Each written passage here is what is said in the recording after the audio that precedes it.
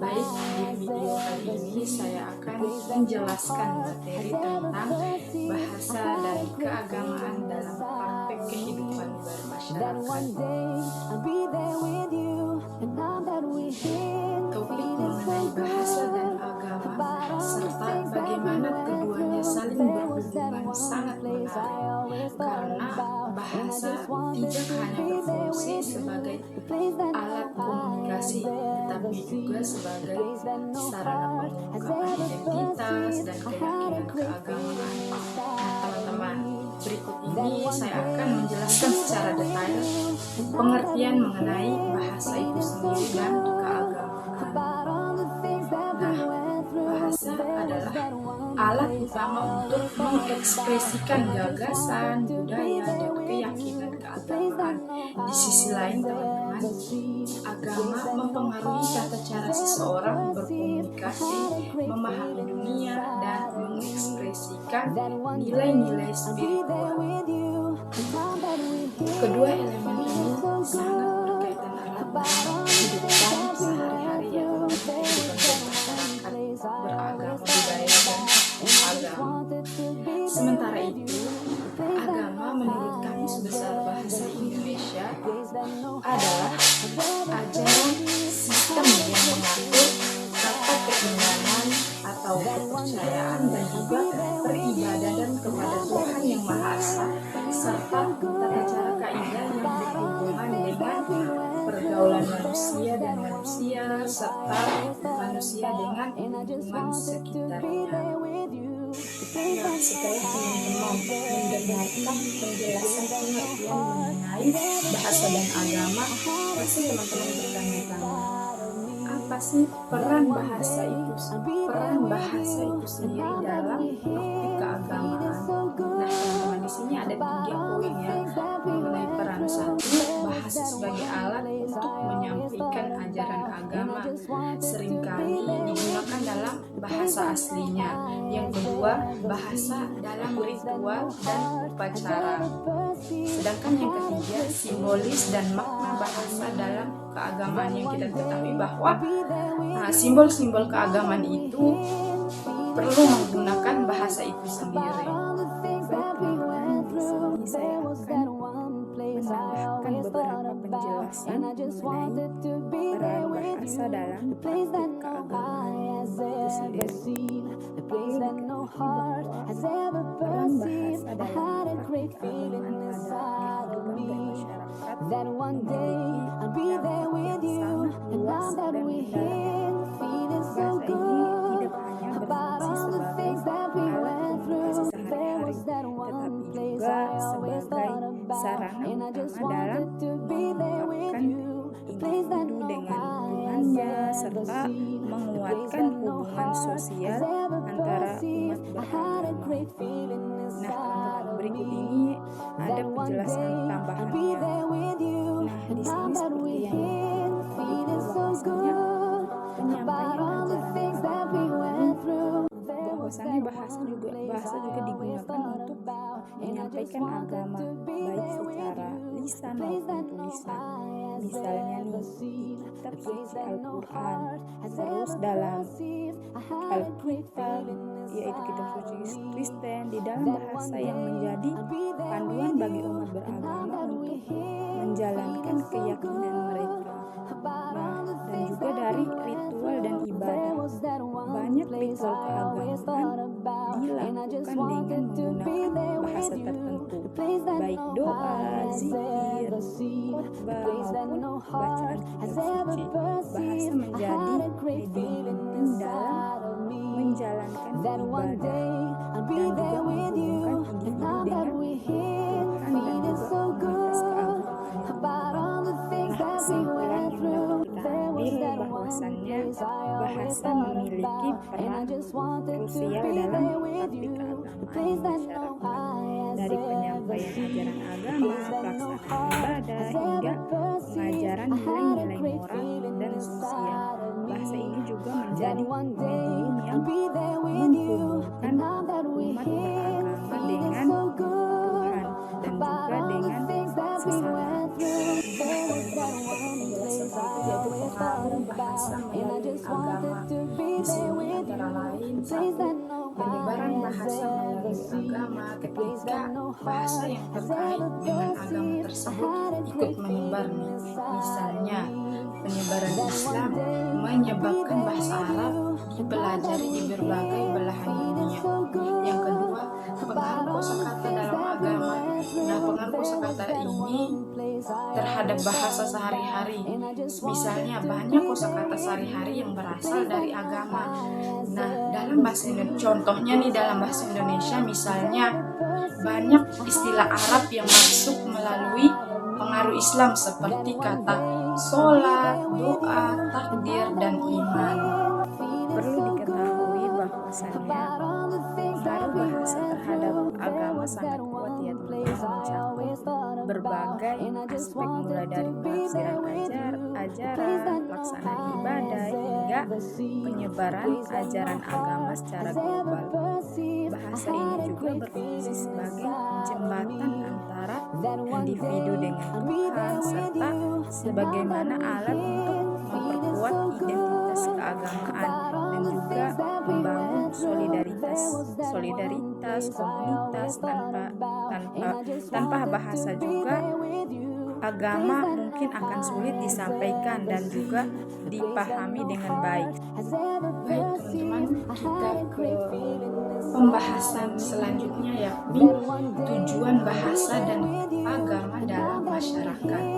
Nah, dalam analisis bahasa, fungsi utama bahasa agama adalah menawarkan jalan hidup dan juga seperangkat pedoman, serta mendorong kesetiaan pada prinsip moral tertentu. Bahasa agama ini juga teman-teman lahir dari ritual dan praktik umat beragama. Tujuan dari hubungan bahasa dan agama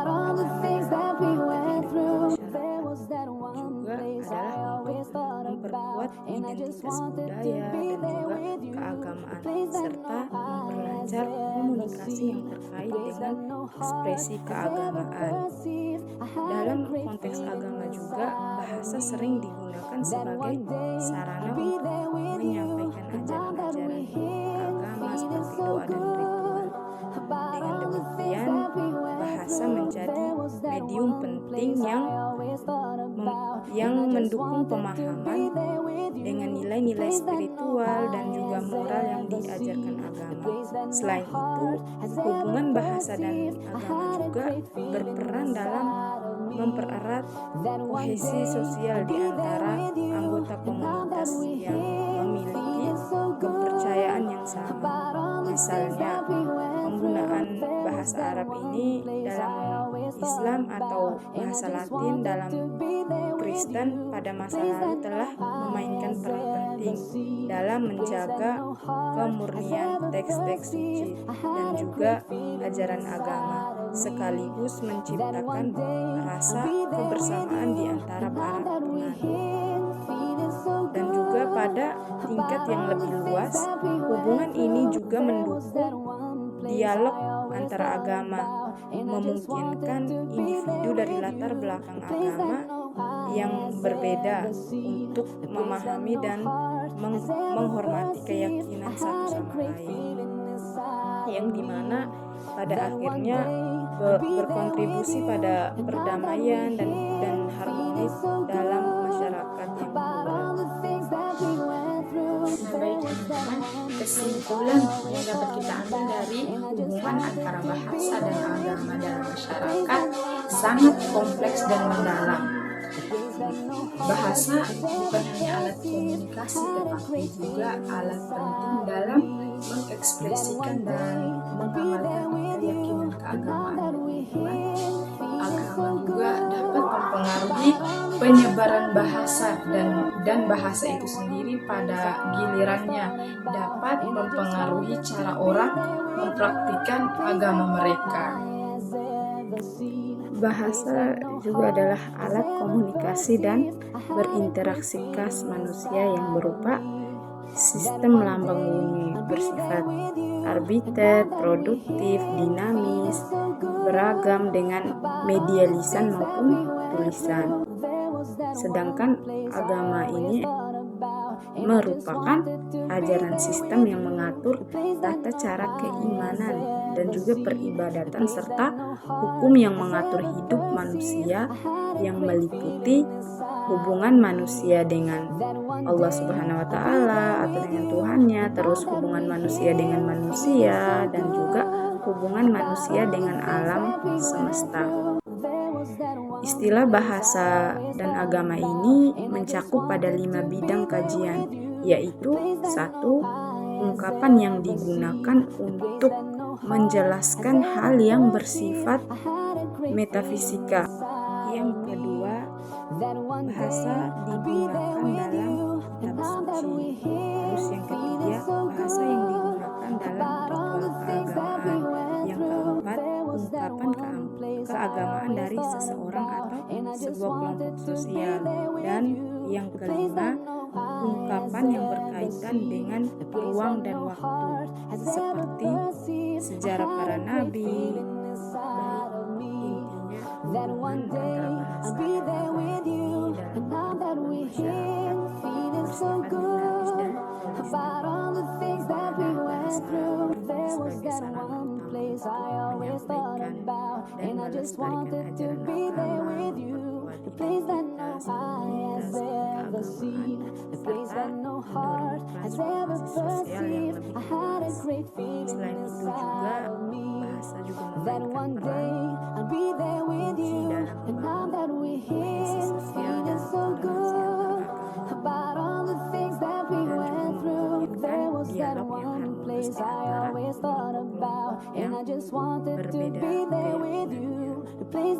Di sisi spiritual juga,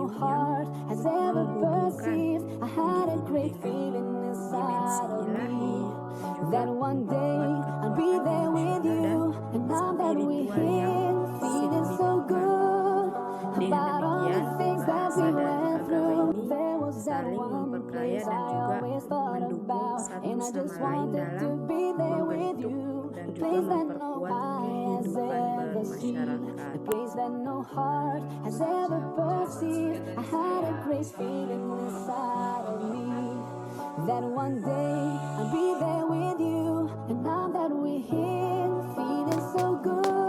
Toleransi beragama. Liburan panjang akhir sekolah telah tiba. Indra memanfaatkan liburan yang cukup panjang itu untuk dikitan. Kitan adalah hal yang wajib bagi laki-laki muslim. Semoga lekas sembuh ya Indra.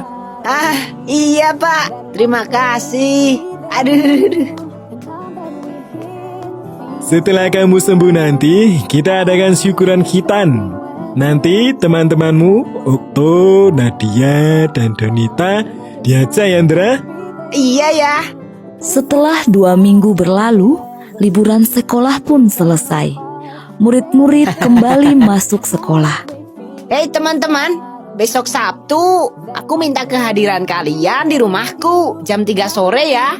Keluargaku mengadakan syukuran khitan. Siap. Acara kitananmu nanti ada pengajiannya juga nggak?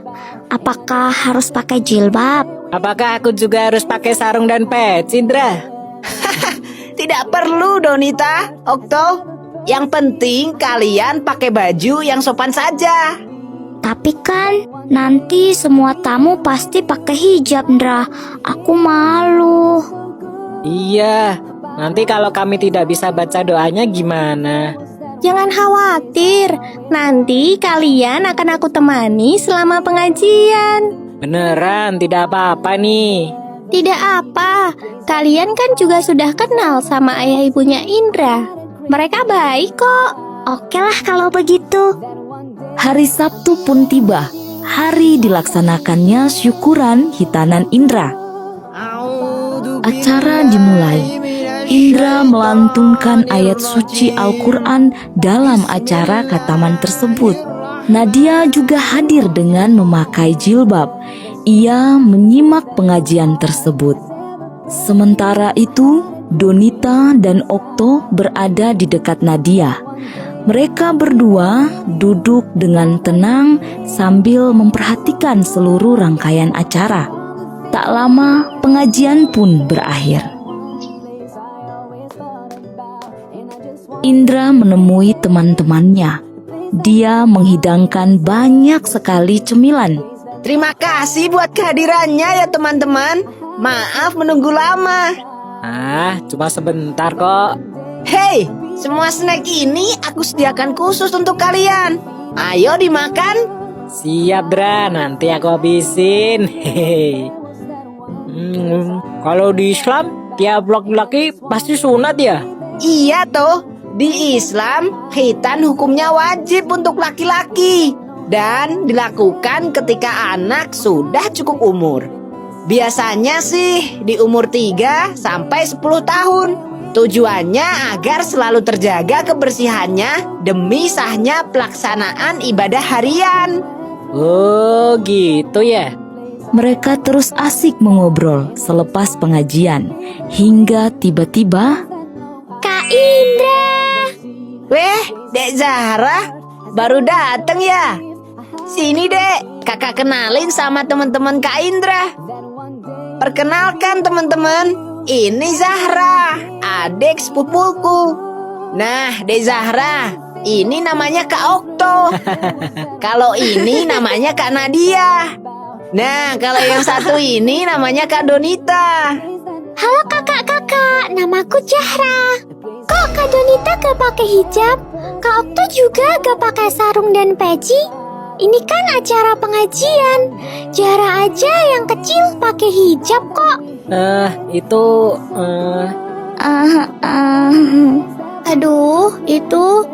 Begini deh. Kalau Zahra gak mau pakai hijab, Mama pasti bilang nanti Allah gak akan sayang sama Zahra.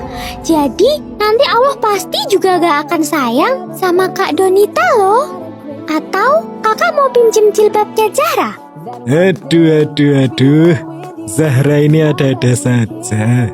Itu karena Kak Donita dan Kak Okto berasal dari latar belakang agama yang berbeda. Nah, Zahra, perhatikan cerita Om ya. Di Indonesia ada 6 agama dan berbagai kepercayaan yang berbeda-beda. Ada Islam, Protestan, Katolik, Buddha, Hindu, dan Konghucu. Setiap agama punya aturan masing-masing, tidak bisa disamakan. Ada juga berbagai kepercayaan yang bersumber dari kearifan lokal yang tersebar di seluruh Indonesia. Walaupun kita berbeda-beda, kita harus saling menyayangi dan menghormati satu sama lain. Tradisi menutup kepala ada di beberapa agama dan kepercayaan, bukan hanya di Islam saja. Dalam tradisi Islam, pemakaian jilbab untuk perempuan memang dianjurkan. Namun, kita tidak boleh memaksa orang lain untuk mengikuti sesuai agama kita. Ini yang namanya toleransi. Contohnya saja, Kak Donita dan Kak Okto tidak perlu memakai baju muslim seperti kita. Zahra mengerti. Seperti pelangi ya, mereka berbeda-beda, namun ketika bersatu terlihat indah. Dek Zahra memang pinter. Sapa dulu kakaknya. Ini masih ada makanan. Yuk, kalian semua ikut makan. Siap Om Nur.